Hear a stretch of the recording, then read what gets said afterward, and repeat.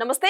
Welcome to our channel. నేను మీ Shalini. YS Vivekananda హత్య case ఏ విధంగా జరిగిందో గొడ్డలిపోటుగా, మరి అదే విధంగా సేమ్ రిపీటు కడపలో అయితే పెద్ద దస్తగిరిని కూడా అదే విధంగా జరిగింది.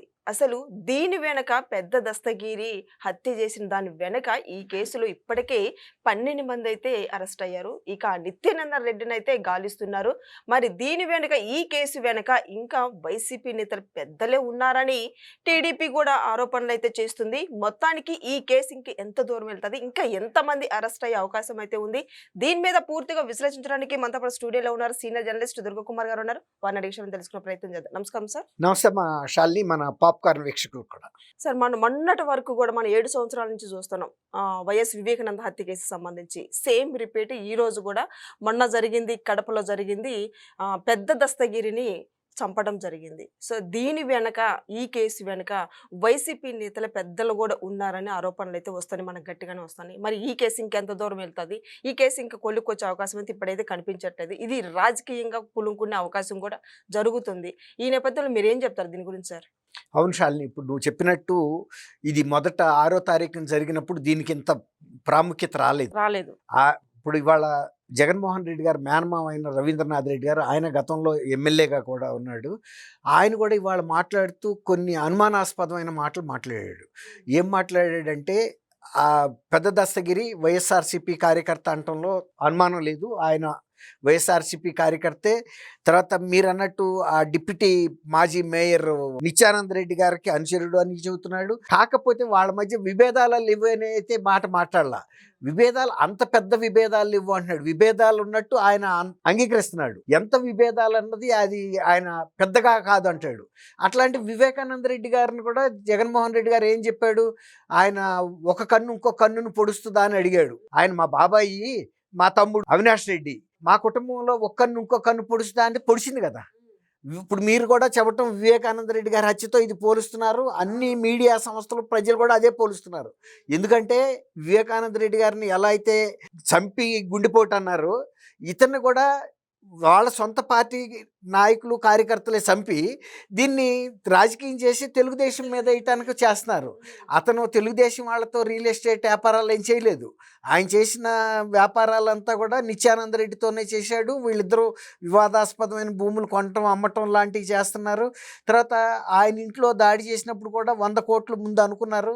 అందులో ఇప్పుడు పెద్ద విశేషం ఏంటంటే, రవీంద్రనాథ్ రెడ్డి గారి సతీమణికి వాళ్ళ అబ్బాయికి సంబంధించినటువంటి డాక్యుమెంట్లు కూడా ఈ పెద్ద దస్తగిరి ఇంట్లో దొరికినాయి అంటున్నారు.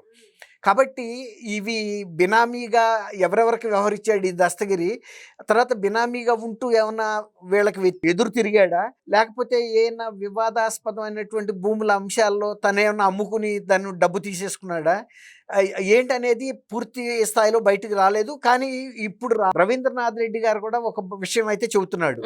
వీళ్ళకి పెద్దగా విభేదాలు ఉన్నాయని నేను అనుకోవటం లేదు అని. ఎంతగా విభేదాలు ఉన్నాయి, ఏ కారణాలతో హత్య చేస్తారనేది మనం చెప్పలేము. అట్లా అనుకుంటే వివేకానంద రెడ్డి గారు కూడా చాలా వివాదరహితమైన వ్యక్తి.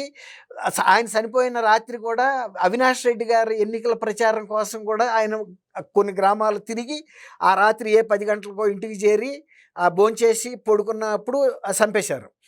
అది ఫస్ట్ ఏం చెప్పారు, చంద్రబాబు నాయుడు గారే చంపారని కూడా డైరెక్ట్గా జగన్మోహన్ రెడ్డి గారే స్పష్టంగా చెప్పాడు, ఎవరెవరి పేర్లు అన్నీ కూడా. కానీ జరిగింది వేరు. తర్వాత ఇంకోటి అప్పుడు ఏమన్నారు, ఇది అసలు హత్యే కాదు గుండెపోటు అన్నారు ఫస్టే. అసలు హత్య అనే దాన్ని బయటికి రానివ్వకుండా కట్లు కట్టి, కుట్లు వేసేసి, పౌడర్లు అద్ది, పూలదండలు పెట్టి కప్పిపుచ్చడానికి చేశారు. అట్లాగే ఇప్పుడు ఈ దస్తగిరిది కూడా వేరే పార్టీ వాళ్ళు లేకపోతే తెలుగుదేశం చేసింది అంటున్నారు.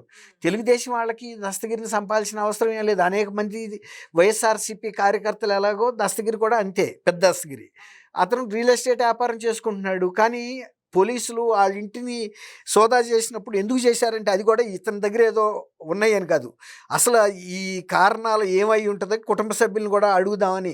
ఎందుకంటే ఒక హత్య జరిగినప్పుడు ఆ కుటుంబ సభ్యులకు కొంత అవగాహన ఉంటుంది, ఇతనికి ఎవరితో అన్న ఆర్థిక అంశాల్లో కానీ, ఇంకా ఏమన్నా అంశాల్లో, రాజకీయ అంశాల్లో కానీ, కుటుంబ పరంగా కానీ ఇంకెవరితో అయినా దగ్గర వాళ్ళతో ఏమన్నా విభేదాలు ఉన్నాయా అని తెలుసుకోవడానికి ఇంటికి వెళ్ళి కుటుంబ సభ్యులు కలవటం సహజం. వెళ్ళినప్పుడు అసలు ఇతని దగ్గర ఏమన్నా మారణాయుధాలు ఉన్నాయా ఏంటా అని కూడా అక్కడ కూడా చెక్ చేస్తారు, ఇతను యాక్టివిటీస్ ఎలాంటివి అని. ఆ సందర్భం సందర్భంలో ఊహించని స్థాయిలో డాక్యుమెంట్స్ బయటపడినాయి.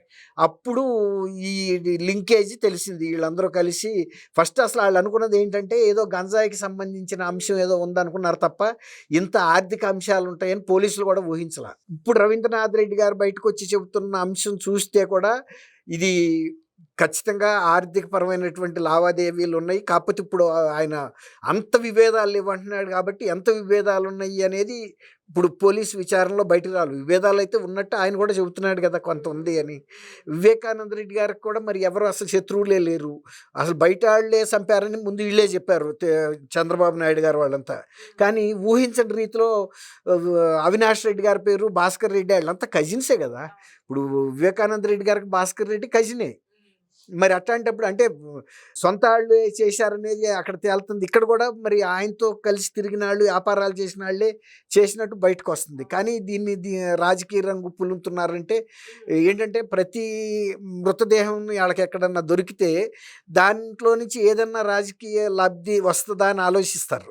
సార్ వివేకానంద హత్య జరిగిన తర్వాత అది కూడా ఇప్పుడు బాబు గారే చంపేసినట్టు గొడ్డలను పోటు అని చెప్పేసి చంపేసినట్టు గ్రాఫిక్స్ వేశారు కదా. పెట్టారు కదా సార్. ఇప్పుడు అది గ్రాఫిక్ అని మామూలు వాళ్ళకి ఏం తెలుస్తుంది, చూసిన వాళ్ళు ఫోటోయే అనుకుంటారు. ఫోటోకి గ్రాఫిక్కి ఏం తేడా తెలుస్తుంది? గ్రాఫిక్ వేసి మరీ పెట్టారు, వరుసగా కథనాలు కూడా నడిపారు.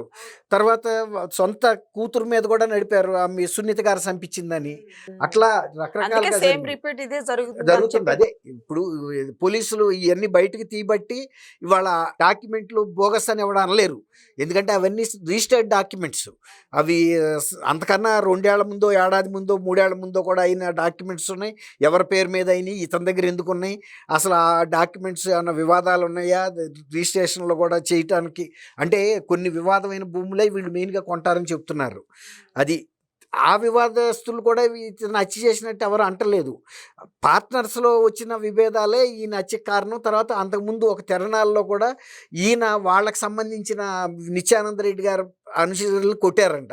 అప్పుడు నిత్యానంద అనుచరులు మళ్ళీ తిరిగి దాడి చేసి వీళ్ళని కూడా కొడితే అది వైద్యం చేయించుకోవడానికి రిమ్స్ హాస్పిటల్కి వెళ్ళాడు పెద్ద దస్తగిరి, వాళ్ళ తమ్ముడు చిన్న దస్తగిరి కూడా. అప్పుడు వీళ్ళు మళ్ళీ రిటాలియేషన్ ప్రతి దాడి చేసినప్పుడు ఆయన చనిపోయాడు. ఈసారి వీళ్ళు ప్రిపరేషన్తో వెళ్ళారు, అంటే సిద్ధమై వెళ్ళారు, ఎక్కువ మంది సిబ్బందిని పెట్టుకుని మంది మార్బలంతో. ఎందుకంటే అంతకుముందు మన కొట్టాడు కాబట్టి ఇతన్ని లేపాలని వెళ్ళారు, లేపారు.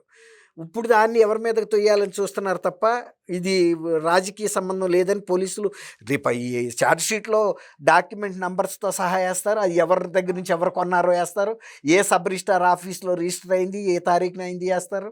కాబట్టి అవన్నీ కూడా బోగస్ అంటానికి వీలు లేదు. కాబట్టి ఈ సాక్ష్యాధారాలు ఖచ్చితంగా దొరుకుతాయి. ఇది రవీంద్రనాథ్ గారు కూడా ఒప్పుకున్నాడు, అతను వైఎస్ఆర్సీపీ కార్యకర్త. Thank you sir. Thank you Shalini, మన వీక్షకులు.